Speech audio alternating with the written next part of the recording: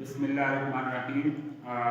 Ninth class आज हम exercise 1.2 हम स्टार्ट करने जा रहे हैं। ठीक है,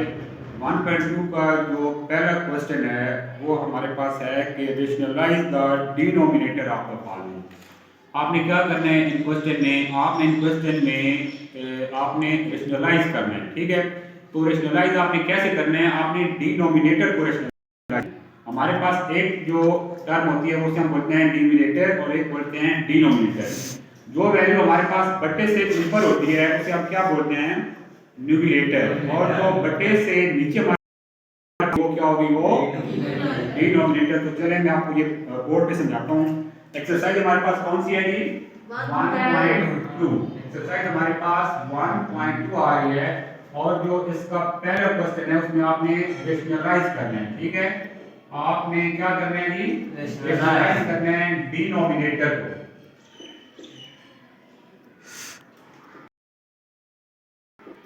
तो जो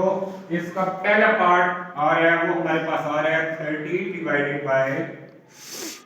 4 प्लस अंडर रूट 3। जैसा कि मैंने आपको ये पहले बताया कि जो हमारे पास ऊपर वाली टर्म है उसे हम बोलते हैं न्यूमिनेटर बोलते हैं, और जो हमारे पास बटे वाली टर्म है उसे हम बोलते हैं डिनोमिनेटर। तो हमने डिनोमिनेटर को हमने रेशनलाइज करना है। तो इसका एक आसान स्टेप और एक आसान जो तरीका वो क्या है कि आपके पास जो डिनोमिनेटर में जो आपके पास वैल्यू होगी उससे आप उसके कॉन्जुगेट के साथ आप मल्टीप्लाई भी करेंगे और आप डिवाइड भी करेंगे। कॉन्जुगेट का मतलब ये होता है कि जो आपके पास टर्म आ रही है, जो अलामत आ रही है, आप वो अलामत चेंज कर सकेंगे। अभी यहाँ पर प्लस था तो हमने प्लस को माइनस में कर दिया और उसी टर्म के साथ हमने मल्टीप्लाई भी करना है और हमने डिवाइड भी करना है। तो अभी इसके बाद क्या करेंगे, इसके बाद ये करेंगे कि 13 को आप मल्टीप्लाई करोगे, जो उसके साथ टर्म लिखी है 4 माइनस अंडर रूट 3, और जो बट्टे में दोनों जो वैल्यू आपको नजर आ रही हैं 4 प्लस अंडर रूट 3 और 4 माइनस अंडर रूट 3, हम इन दोनों को आपस में क्या करेंगे, मल्टीप्लाई करेंगे। तो कैसे मल्टीप्लाई करते हैं, आप इन दोनों टर्मों को ब्रैकेट के अंदर लिखें, 4 प्लस अंडर रूट 3 और 4 माइनस अंडर रूट 3। पहले स्टेप हमने क्या किया कि हमने डिनोमिनेटर को उसके कॉन्जुगेट के साथ मल्टीप्लाई भी किया और हमने डिवाइड भी किया। दूसरा स्टेप हमने क्या किया कि हमारे पास जो न्यूमरेटर में दोनों टर्में थी उन दोनों को हमने आपस में मल्टीप्लाई कर दिया, और जो बटे में दोनों वैल्यू आ रही हैं जो डिनोमिनेटर है उन दोनों को हमने आपस में मल्टीप्लाई कर दिया। अभी आगे हमें ये स्टेप समझे हैं कि हम अभी मल्टीप्लाई कैसे करेंगे। ये जो 13 है ये ब्रैकेट से बाहर आ रहा है ना, तो हमारे ये काम है, आप ये कर रहे हैं कि आपने 13 को अंदर ब्रैकेट के अंदर जितनी वैल्यू है आपने उनके साथ मल्टीप्लाई कर देना है। तो पहले हम 13 को 4 के साथ मल्टीप्लाई करते हैं तो हमारे पास ये बन जाता है 13 4 का 52 बनेगा।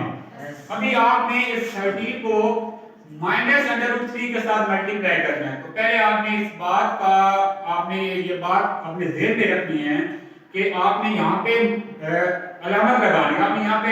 सिंबल लगाना है। तो यहाँ 13 के साथ प्लस आ रहा है और यहाँ माइनस आ रहा है, तो आपको पता है कि प्लस माइनस माइनस होता है, तो हम यहाँ पे माइनस लगाएंगे। जब आप 13 को अंडर रूट 3 के साथ आप मल्टीप्लाई करेंगे तो हम क्या लिखेंगे, 13 अंडर रूट 3। ऊपर वाला स्टेप हमारा कंप्लीट हो गया। हमने 13 को पहले 4 से मल्टीप्लाई किया और फिर हमने 13 को माइनस अंडर रूट 3 के साथ हमने मल्टीप्लाई कर दिया। अब बटे में जो बटे के नीचे जो वैल्यू आ रही है, तो यहाँ पर आपने क्या करना है, यहाँ पर हम ये करेंगे पहले आप इस 4 को इस 4 के साथ मल्टीप्लाई करेंगे तो 16 बनेगा, और इसके बाद आप इस 4 को माइनस अंडर रूट 3 के साथ आपने मल्टीप्लाई करना है, तो क्या बनेगा, -4 अंडर रूट 3। अभी जैसे आपने इस 4 को इन दो वैल्यू के साथ आपने मल्टीप्लाई किया,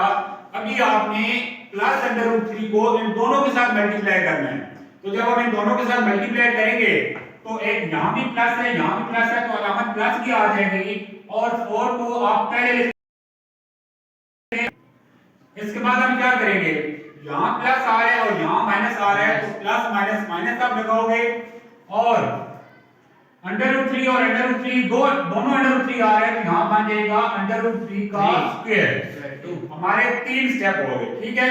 चौथे स्टेप में आपने क्या करना है कि आपने इनको सिंप्लीफाई कर लेना है। सिंप्लीफाई हम कैसे करेंगे, जो ऊपर हमारे पास वैल्यू आ रही है उसे आप यहां से उठाओगे और इधर में ये आगे जाओ 52 minus 13 under root 3 divided by यहां देखिएगा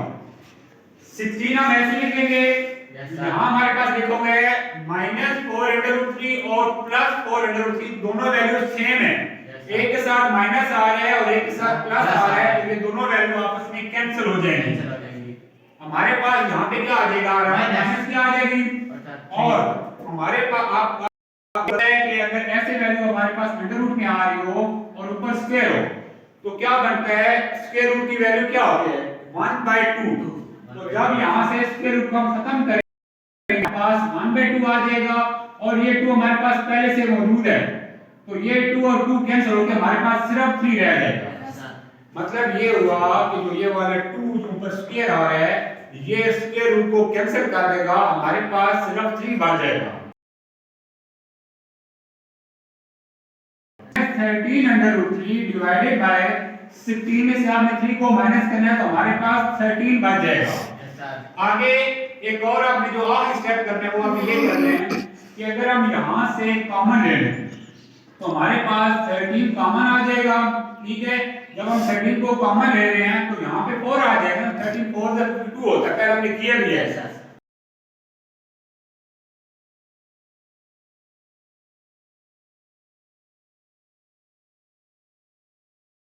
और न्यूमरेटर का 13 की आपस में कैंसिल हो जाएगा जो हमारे पास फाइनल टर्म बचेगी वो क्या बचेगी 4 माइनस अंडर रूट 3 और आपने इस क्वेश्चन को जब रेशनलाइज किया तो आपके पास जो फाइनल टर्म बच रही है वो आ रही है 4 माइनस अंडर रूट 3 और आपका क्वेश्चन कंप्लीट हुआ